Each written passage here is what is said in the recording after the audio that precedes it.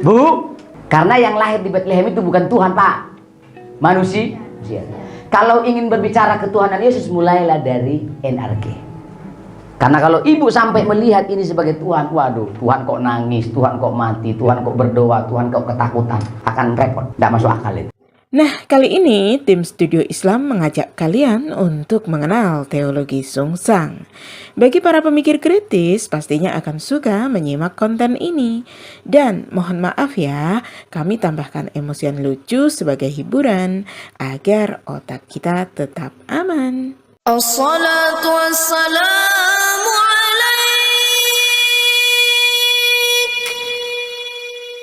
ya Rasulullah.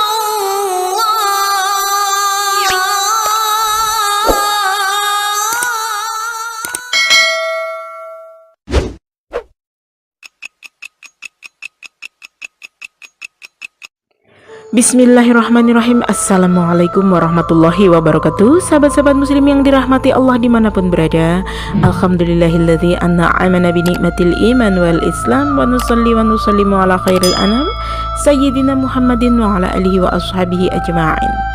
Jumpa kembali dengan kami tim Studio Islam Channel edukatif yang menyajikan fakta dan peristiwa seputar dunia Islam dan dunia Kristologi tentunya.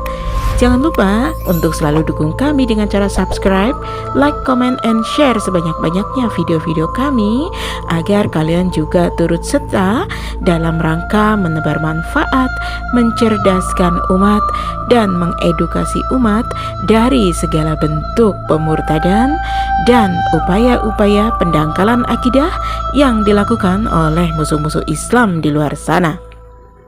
Dia nanti bilang ini, Pak, sama tetangga-tetangganya, kalau mereka menuduh kita ini mentuhankan manusia. Pak, sadar Pak ya, kita tidak pernah mentuhankan manusia. Kita mentuhankan Tuhan yang menyatakan diri dalam manusia. Aduh, pusing kali aku waktu belajar aja Kristologi Saksi. Nah, manusia nggak pernah bisa jadi Tuhan, bos. Tapi Tuhan bisa menyatakan diri dalam bentuk-bentuk manusia. Bukan hanya dalam bentuk manusia, dalam semak belukar aja dia bisa. Dalam tiang awan dan tiang api aja dia bisa. Dalam penglihatan seperti api, jilatan-jilatan api juga dia bisa. Apa susahnya? Benar. Sama seperti saya. Saya bisa menyatakan diri dalam bentuk buku, dalam bentuk video, dalam bentuk poster, bisa enggak? Bisa. Anda lihat poster saya di jalan Kenjeran, di jalan Panjang Jili, di jalan Perata. Apakah pangeran ada banyak? Enggak dong. Itu sebabnya Allah itu Allah yang mono tapi bisa menyatakan diri dalam bentuk-bentuk yang jamak. Aduh, pusing kali aku waktu belajar aja Kristologi Saksi. Nah, itulah ungkapan dari orang yang mentertawakan dirinya sendiri, mau dia itu saksi Yehovah ataupun sekte Kristen yang lainnya. Tim Studio Islam heran sekali, seorang manusia yang sudah jelas melihat lubang, tetapi tetap saja melangkah dan membiarkan dirinya jatuh. Begitu pula semua orang tahu dan jelas sekali bahwasanya Yesus adalah seorang manusia, tapi masih saja diingkari. Mau saksi Yehovah kek, atau Kristen kek, atau Katolik kek, semua sepakat bahwa Yesus itu manusia. Lalu apa sih alasannya mereka bisa berkata seperti itu? Sebaiknya kalian siapkan obat sakit kepala ya sebelum mendengarkan statement dari teologi Kristen satu ini. Nah, manusia nggak pernah bisa jadi Tuhan, bos. Tapi Tuhan bisa menyatakan diri dalam bentuk-bentuk manusia. Nah, jadi ternyata itu alasannya. Alasan yang pertama, katanya manusia tidak bisa menjadi Tuhan, tapi Tuhan bisa menyatakan diri menjadi manusia. Lalu, alasan yang kedua? Allah itu Allah yang mono tapi bisa menyatakan diri dalam bentuk-bentuk yang jamak. Menurutnya Allah itu adalah mono atau satu, tapi bisa menyatakan diri dalam bentuk jamak atau banyak. Teologi mereka ini seperti membuat sebuah bangunan lalu mereka sendiri yang menghancurkan. Misalnya mereka tidak mengakui Tuhannya manusia. Tetapi dengan keadaan Yesus sebagai manusia membuat muka mereka ketabuk sendiri dengan fakta yang ada.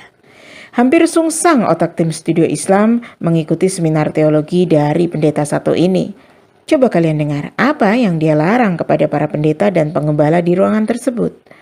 Tetapi dia sendiri justru malah melanggarnya. Apa yang dia katakan sendiri. Coba kalian amati dan simak perkataannya. Ketika kita mendekati Tuhan, Jangan mulai dengan pertanyaan, ada berapa Tuhan? Jangan mulai dengan pertanyaan, ada berapa Tuhan? Tapi bagaimana Tuhan? Aduh, pusing kali aku waktu belajar aja Kristologi Saksi, woy. Ada Roh Kudus, Pak? Ada. Udah 1. Ada di sini. Udah 2, 3, 4. Berarti di sini Roh Kudus ada 40. Belum Sak Surabaya. Iya.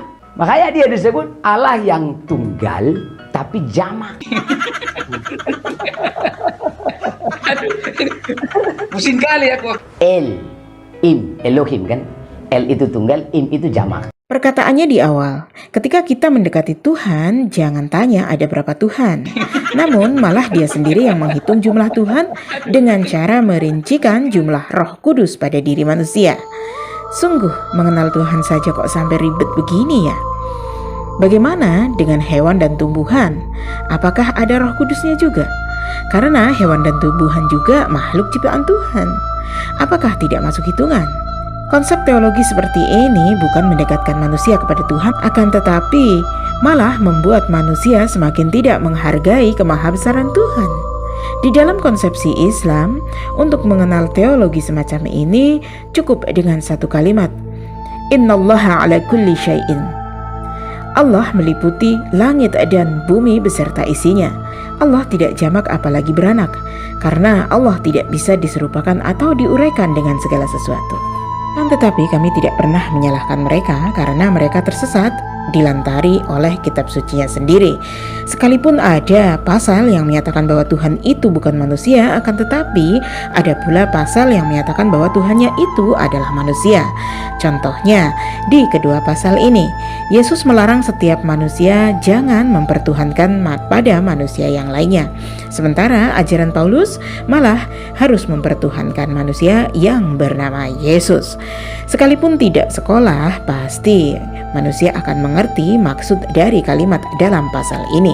Apalagi kita semua yang dewasa dan berpendidikan sudah pasti tahu bahwa dua pasal tersebut saling bertolak belakang atau kontradiktif.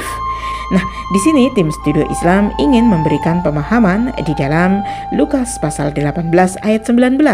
Coba kalian renungkan, pikirkan, dan semoga kalian tersadarkan. Inilah ayat di Alkitab. Jangankan Yesus dipanggil Tuhan, saudara-saudara, dipanggil orang baik saja Yesus marah, apalagi dipanggil Tuhan. Lebih marah lagi Yesus ini atau Nabi Isa ini, yaitu di Lukas pasal 18 ayat ke-18-19. Ada seorang pemimpin bertanya kepada Yesus, katanya, "Guru yang baik, apa yang harus aku perbuat untuk memperoleh hidup yang kekal?" Jawab Yesus, "Mengapa kau katakan aku baik? Tak seorang pun yang baik selain daripada Allah saja." Nah, jadi jelas ya, ajaran agama Yesus itu adalah ajaran agama tauhid yang hanya memuji dan mengagungkan Allah saja. Oke guys? Jadi mana yang akan kalian pilih?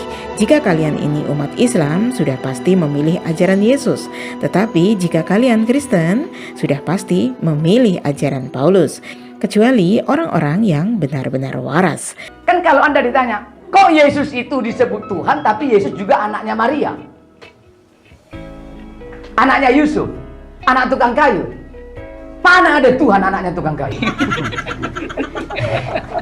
Ya memang nggak ada, Pak. Anak tukang kayu itu ininya, Pak. Sama, dia keluar dari sini, tapi ketika diwujudkan dalam bentuk fisik melalui Maria. Kalau ndak ada Maria, ada Dewi nanti yang Tuhan pakai. Aduh, pusing kali aku waktu belajar aja Kristologi Saksi, woy. Kan ada itu ya. Katanya kalau tidak ada Maria maka tidak ada Yesus. Loh, ini gundul kamu ini. Malah Maria itu menerima dan mendapat kasih karunia dari Allah, benar nggak? Ada teologi yang agak sesat. Makanya Maria itu lebih ditinggikan daripada Yesus. Jangan tersinggung ya. Jangan tersinggung ya. Kalau tidak ada Maria, Bu, Tuhan pilih Wati. Aduh, pusing kali aku waktu belajar aja Kristologi Saksi, woy. Nah, sahabat netizen, demikian video dari kami. Semoga bisa diambil manfaatnya dan bisa menjadi sarana edukasi untuk mencerdaskan umat agar terhindar dari segala bentuk pemurtadan dan pendangkalan akidah yang dilakukan oleh musuh-musuh Islam di luar sana, serta dapat menstimulus akal bagi orang-orang non-muslim di luar sana agar lebih bisa berpikir logis, kritis, realistis untuk menemukan kebenaran yang hakiki dan menjemput hidayah Allah. Amin, amin, amin, ya Rabbal Alamin. Kami tim Studio Islam mohon maaf yang sebesar-besarnya apabila ada kesalahan kata atau kalimat yang mungkin kurang berkenan di hati sahabat netizen sekalian. Subhanaka Allahumma wa bihamdika asyhadu alla ilaha illa anta astaghfiruka wa atubu ilaih. Wabillahi taufiq wal hidayah wa ridha wal inayah. Wassalamualaikum warahmatullahi wabarakatuh.